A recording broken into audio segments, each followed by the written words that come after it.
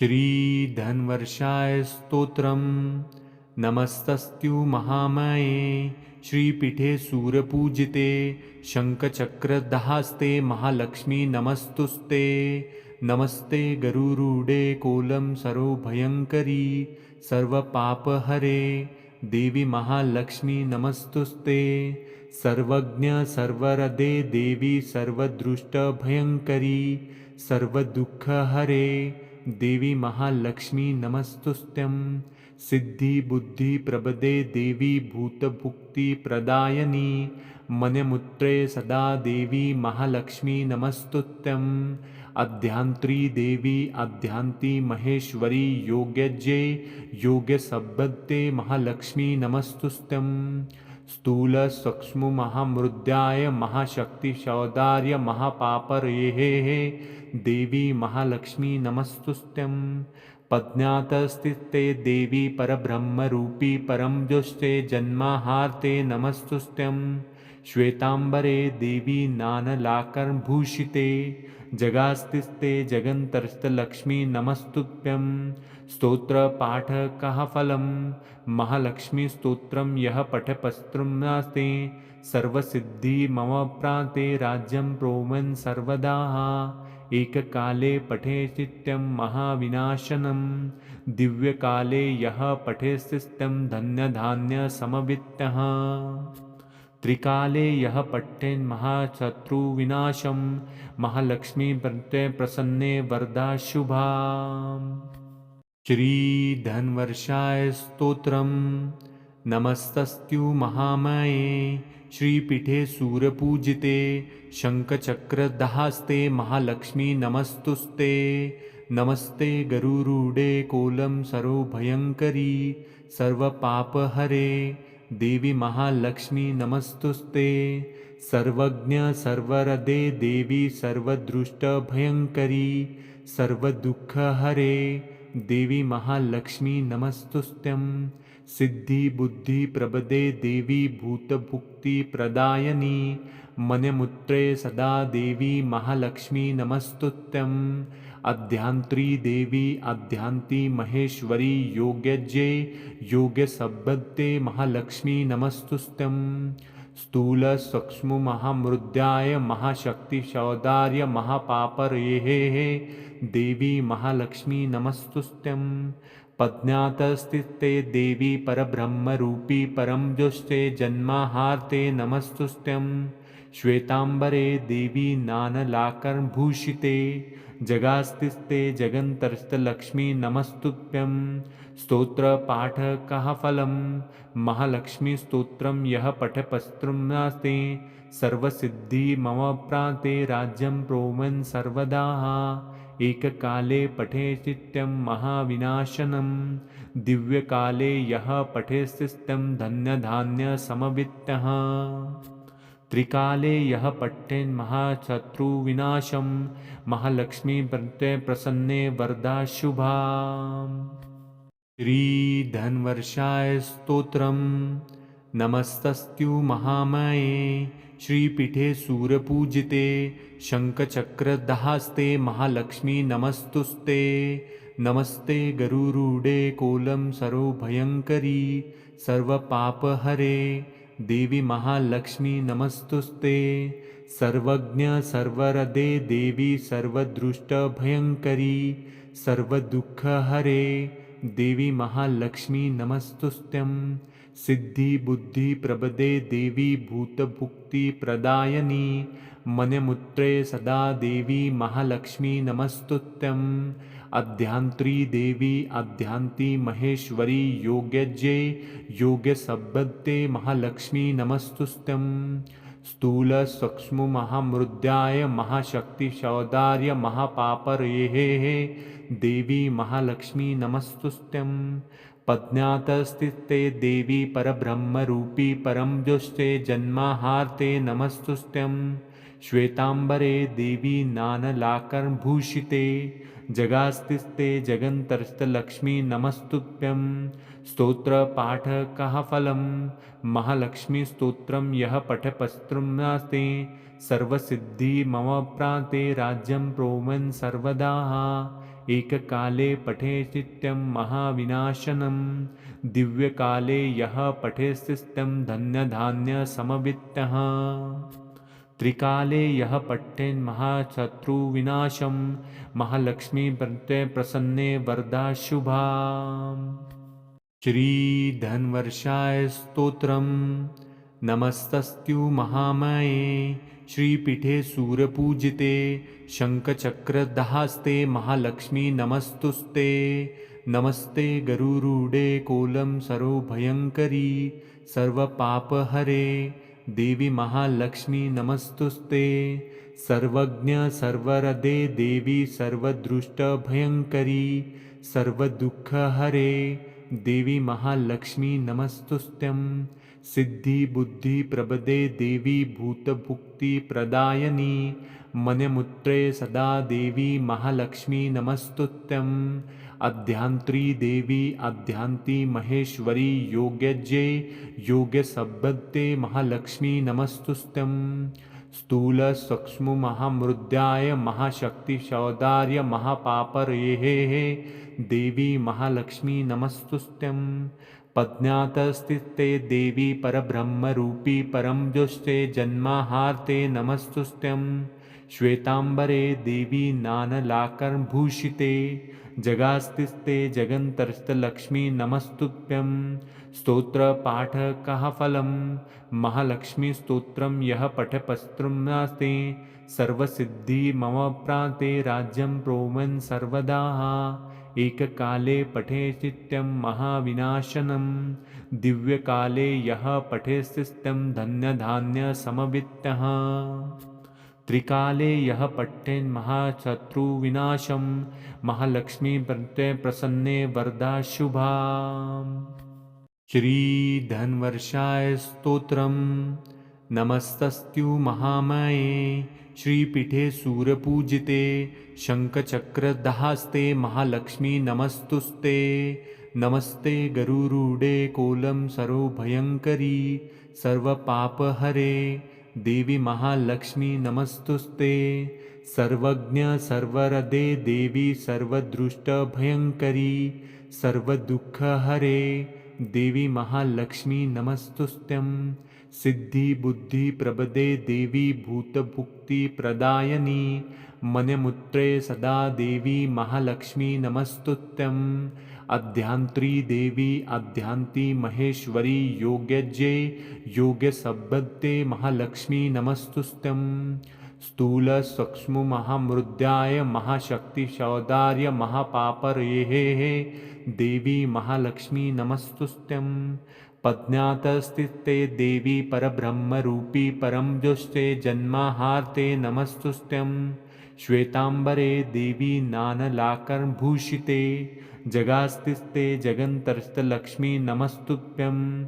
स्तोत्रपाठकः फलं महालक्ष्मी स्तोत्रं यः पठपस्त्रम्नास्ते सर्वसिद्धि मम प्रान्ते राज्यं प्रोमन् सर्वदा।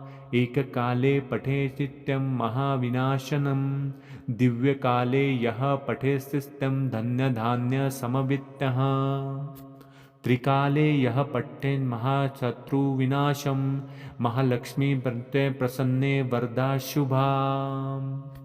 श्री धन्वर्षाय स्तोत्रम्। नमस्तस्तु महामाये श्रीपीठे सूरपूजिते शङ्खचक्रदाहस्ते महालक्ष्मी नमस्तुस्ते। नमस्ते गरुरूढे कोलं सर्वभयङ्करी सर्वपापहरे देवी महालक्ष्मी नमस्तुस्ते। सर्वज्ञ सर्वरदे देवी सर्वदृष्टभयङ्करी सर्वदुःखहरे देवी महालक्ष्मी नमस्तुस्त्यं। सिद्धिबुद्धिप्रभदे देवी भूतभुक्तिप्रदायिनी मन्यमुत्रे सदा देवी महालक्ष्मी नमस्तुत्यम्। अध्यान्त्री देवी अध्यान्ती महेश्वरी योग्यज्ञे योग्यसम्पदे महालक्ष्मी नमस्तुस्त्यं। स्थूल सूक्ष्म महामृद्याय महाशक्ति सौदार्य महापापरेः देवी महालक्ष्मी नमस्तुस्त्यं। पद्मातस्थिते देवी परब्रह्मरूपी परं ज्योष्ठे जन्माहार्ते नमस्तुस्त्यं।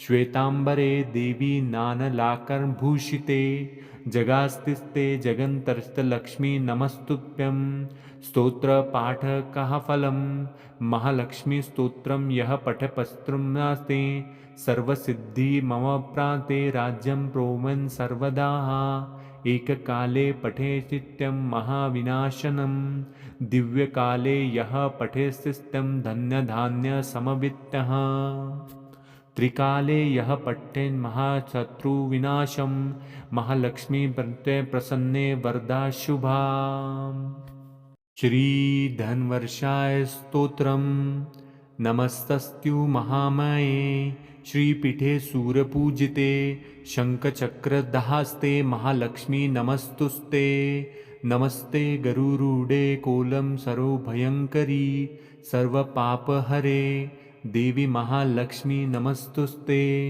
सर्वज्ञ सर्वरदे देवी सर्वदृष्टभयङ्करी सर्वदुःखहरे देवी महालक्ष्मी नमस्तुस्त्यं सिद्धिबुद्धिप्रभदे देवी भूतभुक्तिप्रदायिनी मन्यमुत्रे सदा देवी महालक्ष्मी नमस्तुत्यम् अध्यान्त्री देवी अध्यान्ती महेश्वरी योग्यज्ये योग्यसम्पत्ते महालक्ष्मी नमस्तुस्त्यं स्थूलसूक्ष्म महामृद्याय महाशक्तिसौदार्य महापापरेः देवी महालक्ष्मी नमस्तुस्त्यं पद्मातस्थिते देवी परब्रह्मरूपी परमज्योत्स्ते जन्माहार्ते नमस्तुस्त्यं श्वेतांबरे देवी नानलाकर्भूषिते जगास्तिस्ते जगन्तरस्तलक्ष्मी नमस्तुभ्यं स्तोत्रपाठकः फलं महालक्ष्मीस्तोत्रं यः पठपस्त्रम्नास्ते सर्वसिद्धि मम प्रान्ते राज्यं प्रोमन् सर्वदा एककाले पठे चित्यं महाविनाशनं दिव्यकाले यः पठेस्तिस्तं धन्यधान्यसमवित्तः त्रिकाले यः पठेन् महाशत्रुविनाशं महालक्ष्मी प्रसन्ने वरदा शुभा श्रीधन्वर्षाय स्तोत्रम् नमस्तस्तु महामाये श्रीपीठे सूर्यपूजिते शङ्खचक्रदास्ते महालक्ष्मी नमस्तुस्ते नमस्ते गरुरूढे कोलं सर्वभयङ्करी सर्वपापहरे देवी महालक्ष्मी नमस्तुस्ते सर्वज्ञ सर्वरदे देवी सर्वदृष्टभयङ्करी सर्वदुःखहरे देवी महालक्ष्मी नमस्तुस्त्यं सिद्धिबुद्धिप्रभदे देवी भूतभुक्तिप्रदायिनी मन्यमुत्रे सदा देवी महालक्ष्मी नमस्तुत्यम् अध्यान्त्री देवी अध्यान्ती महेश्वरी योग्यज्ये योग्यसम्पत्ते महालक्ष्मी नमस्तुस्त्यं स्थूलसूक्ष्म महामृद्याय महाशक्तिसौदार्य महापापरेः देवी महालक्ष्मी नमस्तुस्त्यं पद्मातस्थिते देवी परब्रह्मरूपी परमज्योत्स्ते जन्माहार्ते नमस्तुस्त्यं श्वेतांबरे देवी नानलाकर्भूषिते जगास्तिस्ते जगन्तरस्तलक्ष्मी नमस्तुभ्यं स्तोत्रपाठकः फलं महालक्ष्मीस्तोत्रं यः पठपस्त्रम्नास्ते सर्वसिद्धि मम प्रान्ते राज्यं प्रोमन् सर्वदा एककाले पठे चित्यं महाविनाशनं दिव्यकाले यः पठेस्तिस्तं धन्यधान्यसमवित्तः त्रिकाले यः पठेन् महाशत्रुविनाशं महालक्ष्मी प्रसन्ने वरदा शुभा श्रीधन्वर्षाय स्तोत्रम् नमस्तस्तु महामाये श्रीपीठे सूर्यपूजिते शङ्खचक्रदास्ते महालक्ष्मी नमस्तुस्ते नमस्ते गरुरूढे कोलं सर्वभयङ्करी सर्वपापहरे देवी महालक्ष्मी नमस्तुस्ते सर्वज्ञ सर्वरदे देवी सर्वदृष्टभयङ्करी सर्वदुःखहरे देवी महालक्ष्मी नमस्तुस्त्यं सिद्धिबुद्धिप्रभदे देवी भूतभुक्तिप्रदायिनी मन्यमुत्रे सदा देवी महालक्ष्मी नमस्तुत्यम् अध्यांत्री देवी अध्यांति महेश्वरी योग्यज्ञे योग्यसम्पदे महालक्ष्मी नमस्तुस्त्यं स्थूल सूक्ष्म महामृद्याय महाशक्ति सौदार्य महापापरेहे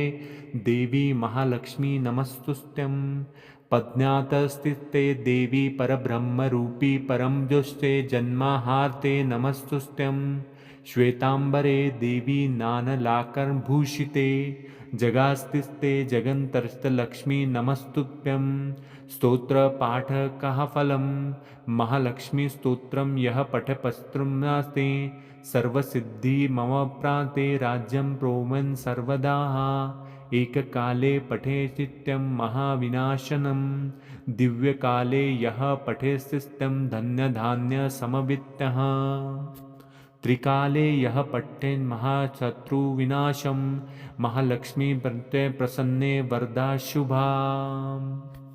श्री धन्वर्षाय स्तोत्रम् नमस्तस्तु महामाये श्रीपीठे सूर्यपूजिते शङ्खचक्रदाहस्ते महालक्ष्मी नमस्तुस्ते नमस्ते गरुरूढे कोलं सर्वभयङ्करी सर्वपापहरे देवी महालक्ष्मी नमस्तुस्ते सर्वज्ञ सर्वरदे देवी सर्वदृष्टभयङ्करी सर्वदुःखहरे देवी महालक्ष्मी नमस्तुस्त्यं सिद्धिबुद्धिप्रदे देवी भूतभुक्तिप्रदायिनी मन्यमुत्रे सदा देवी महालक्ष्मी नमस्तुस्त्यं अध्यांत्री देवी अध्यांति महेश्वरी योग्यज्ञे योग्यसम्पदे महालक्ष्मी नमस्तुस्त्यं स्थूल सूक्ष्म महामृद्याय महाशक्ति सौदार्य महापापरेहे देवी महालक्ष्मी नमस्तुस्त्यं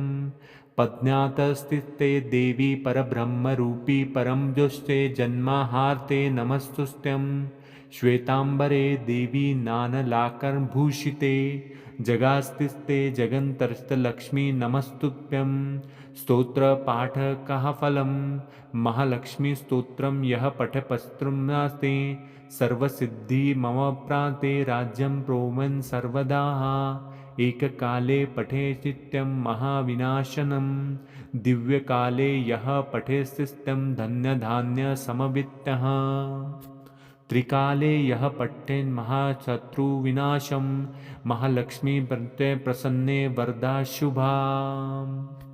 श्री धन्वर्षाय स्तोत्रम् नमस्तस्तु महामाये श्रीपीठे सूर्यपूजिते शङ्खचक्रदाहस्ते महालक्ष्मी नमस्तुस्ते नमस्ते गरुरूढे कोलं सर्वभयङ्करी सर्वपापहरे देवी महालक्ष्मी नमस्तुस्ते सर्वज्ञ सर्वरदे देवी सर्वदृष्टभयङ्करी सर्वदुःखहरे देवी महालक्ष्मी नमस्तुस्त्यं सिद्धिबुद्धिप्रदे देवी भूतभुक्तिप्रदायिनी मन्यमुत्रे सदा देवी महालक्ष्मी नमस्तुस्त्यं अध्यांत्री देवी अध्यांति महेश्वरी योग्यज्ञे योग्यसम्पदे महालक्ष्मी नमस्तुस्त्यं स्थूल सूक्ष्म महामृद्याय महाशक्ति सौदार्य महापापरेहे देवी महालक्ष्मी नमस्तुस्त्यं